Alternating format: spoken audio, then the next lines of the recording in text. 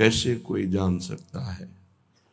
जहां अनंत ब्रह्मांडों का सृजन एक पलक झपकते कर देने वाले महामहिम प्रभु, जिनके कृपा कटाक्ष की याचना करते हैं, ऐसी हमारी श्री स्वामिनी लाडली जू के नाम रूप धाम महिमा लीला ये आगम निगम पुराण अगोचर है। जब श्री जी की अहेतु की कृपा होती है तब श्री धाम वृंदावन का परिचय, वृंदावन की कृपा से रसिकों का परिचय, रसिकों की कृपा से प्रियालाल का परिचय, प्रियालाल की कृपा से प्रेम रंग में डूबकर उनकी नित्य सेवा परायणता, नित्य परिचर्या करने का सौभाग्य उपासक को प्राप्त होता है। जब प्रियालाल से इतना अपनापन हो जाए कि अपना शरीर और अपने शरीर संबंधी भोग और शरीर संबंधी रिश्ते नाते ये सब स्वाप्निक लगने लगे हैं, झूठे लगने लगे। ये शरीर भी झूठा है। कुछ समय पहले बाल्यावस्था थी, फिर जवानी आई, फिर वृद्धावस्था, फिर मृत्यु, ये भी छूट जाएगा, झूठा ही तो है। कुछ समय पहले किसी को नहीं जानते थे, फिर पता चला ये माँ ये पिता, फिर वो चले गए, फिर पता चला है पत्नी पुत्र परिवार, उनमें कौन कब कहाँ चला जाए, कहाँ से आया कहाँ जाएगा कुछ पता नहीं, कौन है कुछ पता नहीं, बस अपना मानकर प्रियालाल से विमुख होकर जीवन व्यर्थ चला जाता है। बड़े भाग्यशाली हैं जिनको सत्संग के द्वारा नाम में रुचि हो गई, धाम में प्रियता हो गई और प्रिया प्रीतम में अपनापन हो गया। ये अपने हैं, इनके सिवा कोई अपना नहीं। सत्य विषय मान लीजिए, जो प्रिय लगता है वो इन्हीं के कारण लगता है। अगर ये सबके हृदय से अंतर ध्यान हो जाए तो अभी मृत शरीर को कोई नहीं प्यार करेगा।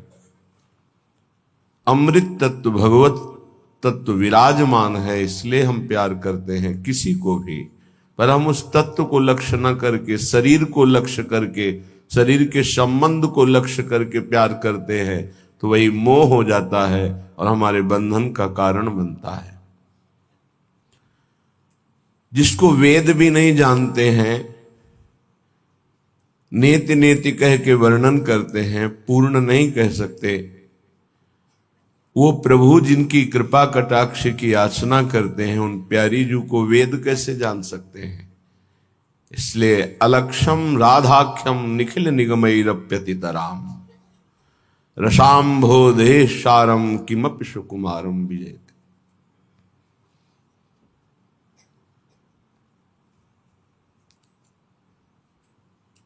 ऐसे सुकुमार तत्व की जय हो,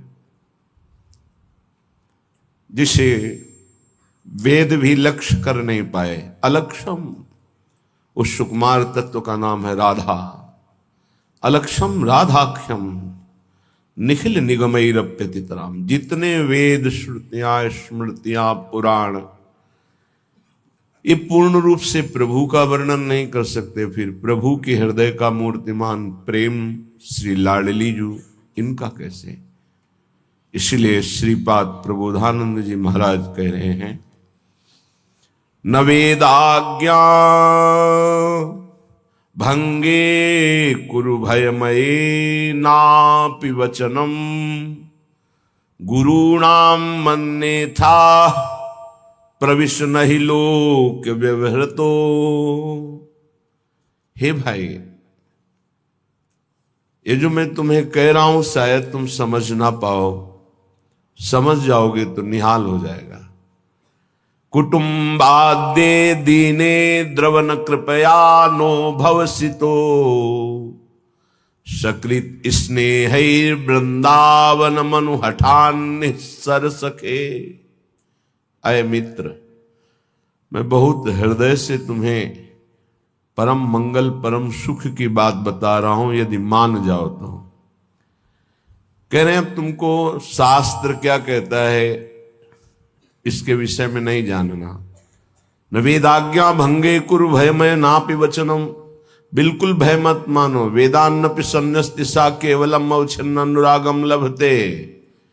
जो वेद का भी पूर्ण त्याग कर देता है वो प्रेम रस को प्राप्त होता है। श्रीपाद कह रहे हैं। वैसे तो श्री भगवान ने भी आज्ञा करी है गीता जी में, त्रैगुण्य विषया वेदा निस्त्रैगुण्य भवा अर्जुन। अर्जुन, तुम वेदातीत स्थिति को प्राप्त करने के लिए त्रिगुण का वर्णन करने वाले वेदों का भी त्याग कर दो। त्रैगुण्य विषया वेदा निस्त्रैगुण्य भवा अर्जुन। यहां श्रीपाद कह रहे हैं, न वेद आज्ञा भंगे कुरुभयमय नापि वचनम। वेद आज्ञा का भंग करने में तुम किंचन मात्र भय मत करो। क्या? वेद विविध प्रकार के सत्कर्मों का आदेश करता है। हम श्यामा श्याम की प्रेम लक्षणा भक्ति सत्कर्मों से नहीं प्राप्त कर सकते।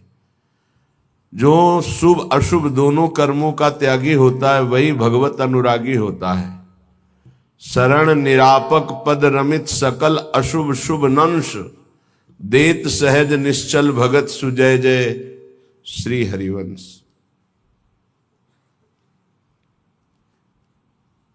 प्रियाजू के कृपावतार हैं हरिवंश महाप्रभु।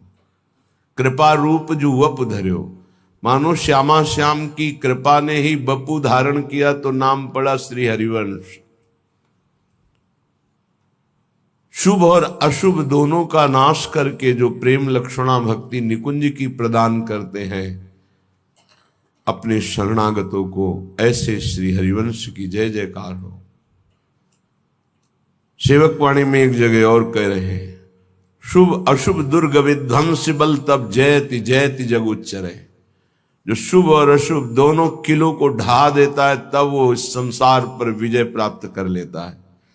तो हमें शुभ कर्मों से भी कोई संबंध नहीं। अशुभ का तो पहले ही उपासक त्याग कर देता है या त्याग की वृत्ति धारण कर